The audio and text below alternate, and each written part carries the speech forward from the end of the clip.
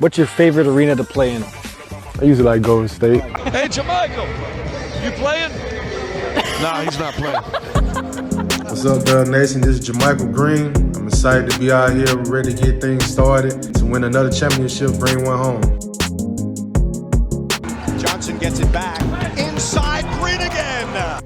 The Warriors bench has been revamped, and while we still have one more partially open slot that is still awaiting a decision, the veterans that the Dubs picked up to support the championship core for another championship run are just as eager to prove their worth to the Warriors franchise and the rest of the NBA in general as last year's players. Hey, what's happening everyone? This is Swish. Both JaMychal Green and Donte Divincenzo have seen the Warriors up close. They know the way this team plays, so expectations are set.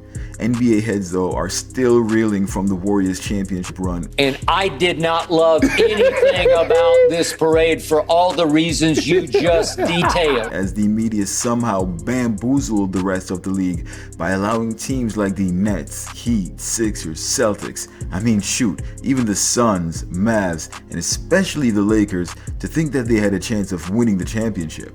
It made me sick. They make me sick. To be fair, the Celtics had the best chance of the teams that I mentioned, but they just didn't have enough firepower to take down the Warriors. While a lot of media were in the Celtics corner, Dubs fans weren't fazed. This modern dynasty is something we will hear about for years to come because once it's over, two things will happen. The first is that it will be one of the longest running dynasties in the history of the NBA with 6 finals appearances in 8 years, and the second is that it will continue as the baton gets passed to the likes of Jordan Poole, Moses Moody, Jonathan Kuminga, and James Wiseman. Heck, we might as well throw Wiggins in there as well to round out the future starting lineup as he's only 4 years older than Poole. Considering Wiggins' durability and the fact that he doesn't overexert himself while on the court, I'm expecting him to continue being at or near peak for at least the next 7 years. While a lot of people are concerned about the Warriors' payroll, most people aren't talking about the other side of the coin, the positive side. The Warriors win regardless of who stays or who goes. The team will pay the players best position to help the team in the present as well as in the future. If these guys don't pan out, the Warriors won't have to pay and we can keep a mediocre squad together while signing any available star player. If they all pan out, we're winning championships left and right, and even if we lose a player like Moody or Wiggins down the road, it won't matter.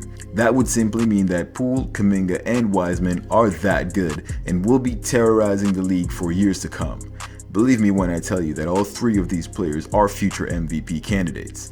This is the winning culture development in Golden State and why so many free agents look forward to coming to play for the team. What do these guys think about the Warriors, however, and what are their expectations as they join the greatest team in the modern NBA? I'm happy to be here.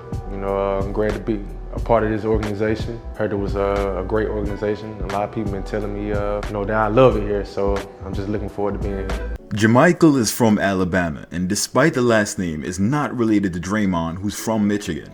To show you how special the organization is, what other team do you see other veterans go to and sincerely catch the equivalent of the Warrior fever?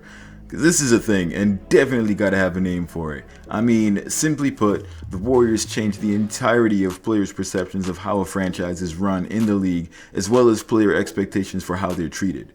The Warriors' reputation precedes them as he's not having to wait to see how much he'll enjoy being on this team. He's got people in his corner already telling him how incredible the franchise is. I ended up getting a call from Steve Kerr when I was taking my vacation trip in Jamaica and talked to him for a minute. Talked to Draymond for a minute and then talked to my family. I just can't say no to Golden State. So he spoke with Steve Kerr and Draymond, then let his family know what's going on. The Warriors wanted him. They knew he was about to clear waivers and wanted to get to him before anyone else did. After stellar off-the-bench performances for the Nuggets in the playoffs, considering the Warriors saw him up close in the first round, it was a no-brainer for the front office. JaMychal is a guy that I would like to play with him the rest of my life. He's amazing. His effort, his energy, his toughness. He's seen how the Warriors play, so that outside perspective in the playoff intensity environment gives him a leg up on most of the competition. That just goes to show you the impact this team has, even on its opponents. What they built here, it's an empire, and I just want to be a part of it. We've been playing AAU against each other. I played for Alabama Challenge, she played for the family. And we used to always bump into each other during certain tournaments. So we kind of met from camps and just playing against each other. Despite not being related to Draymond, he does have some history with the Warriors' defensive backbone. I don't know about you, but if I'm playing ball and someone else shares my last name, I'm gonna try to find out who he is and if we are related. That's just me, and stuff like that is enough for people to create a bond, no matter how small. When it comes to players you want to impress, you go hard and you compete, and you can see that these two players are very competitive. What's most exciting though is that these players remember each other from their AAU days, so they somewhat scouted each other back in the day. For them to be on the same team at the next level is definitely a nostalgic feeling for both players. I'm a dog. I'm gonna bring toughness. You know, I'm gonna do my job, not gonna step out of my boundaries. I'm gonna knock down shots and play hard. And this is exactly the type of role the Warriors will need Green to play when he suits up. Let's be honest. We know this about JaMychal Green going in, and if you've watched my previous videos, I've covered this for the most part, but this competitive edge will wear opponents out on the floor with the second unit putting in work. The Warriors struggled at times with the second unit, and while it wasn't exactly with the guys in the forward spot, the Dubs can bring these guys off the bench without worry to play alongside Poole, who will himself be a much improved player next year. Considering his playoff experience, he will be a target for sure, but teams will soon find that to be a mistake, as the Warriors' second unit this year, mark my words, will be a devastating lineup. From what I experienced, they'll die behind their team. They travel with their team, and they just one of the best fans in the game right now. So just the atmosphere playing against those guys, it's gonna be crazy being on the whole team. Donte Divincenzo had a somewhat different approach when asked about Golden State, but it wasn't a bad thing, as it is just as impactful of a statement. You were a free agent, you could have gone anywhere. Why'd you choose the Golden State Warriors? It came down to culture and environment for me. When I think long-term of my career, I want to be in this league for a very long time. And no surprises here from Donte Divincenzo, as he is attracted to the culture and environment at Golden State. Divincenzo is a championship caliber player, and the Bucks are building loyalty within their ranks as well for the most part. The loss of Divincenzo was an unfortunate compromise the Bucks made, but the Warriors will be sure to take that Milwaukee L and turn it into a W. But what about the last bit about wanting to be in the league for a long time? You just see what the Warriors have done with certain guys who have come in, and you look at Otto last year and you look at GP2. They've done amazing jobs of developing those guys. So just what we talked about. These players see the development the Warriors offer for their veteran players, and this isn't development in the sense that they are making these guys better as they do the younger players. This is the re-evaluation of the talent these guys already had and showing them how to leverage it in a way that allows them to function at the highest level on a winning team. We don't have too high expectations of these players, so players coming from injury or looking for an opportunity will find their ability to become successful. They prove that they have what it takes to be a part of a winning team, and it gives other teams the opportunity to bet on these guys in bigger roles. The only catch is these guys have to play hard.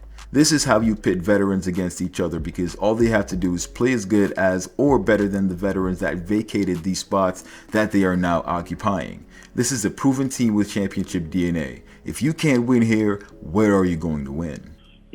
Otto battled a few injuries, and something that, like you said in the introduction, is something where I'm fully healthy, but it's still in the back of my mind, and it's something where that definitely weighed into my decision. Interesting with the KD news that came out, like everything kind of it was different for me. You hear one thing, and then the next thing you know, you're hearing something else. So it's a little stressful for me, but just weighing my options, weighing different things. And, I had a good conversation. With Steph and Draymond. And, I think they saw what I wanted, and it's a perfect. So that's something to think about, is that with Golden State, Divincenzo is going to have the opportunity after coming back from injury, which was a big part of the decision he made in coming to the franchise. He's a much better player than his contract would suggest, but his situation going to the Dubs is a win-win for both players. He could take a higher playing role on the bench elsewhere and end up in obscurity the following year, or he could take the high-profile position in Golden State with opportunities like GP2 and Otto Porter Jr., who even had stints in the starting lineup, and laugh all the way to the bank the following year on a multi-year contract. On top of all that, he'll have a championship ring he can be proud of as well as a participant. If you know Donte, you know he's won a championship before with the Bucks, but didn't actually play for the team during that win as he got injured in the beginning of the playoffs. It goes without saying, the Warriors are a go-to destination and can attract any free agent they desire. While opposing teams are looking at our guys, the Warriors are winning chips and checking hips, aka we don't take days off. We are still looking to get better even when we're at the top. With this much homegrown talent and the best front office in the league, how can you say no to Golden State? And that's it for tonight's video. Let me know if what these guys are saying about Golden State reflects the way you feel about the team as well in the comments below. Don't forget to hit that subscribe button and become a part of Swish culture. And thanks for watching.